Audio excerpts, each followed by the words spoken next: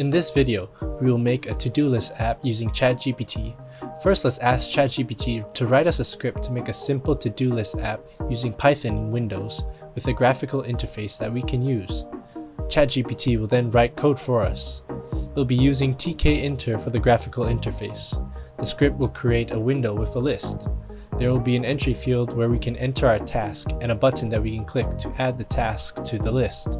There will also be an entry field to remove tasks from the list after clicking a remove button.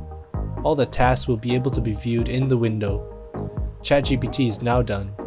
We can now copy the code and paste it into our todolist.py file. Now run the file. As you can see, we now have a graphical interface that we can use. We can add our tasks here in this entry field and click add task. I'm going to add 2 more tasks.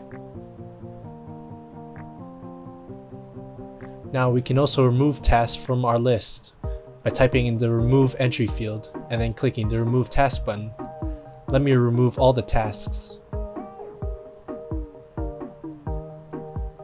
And there you have it.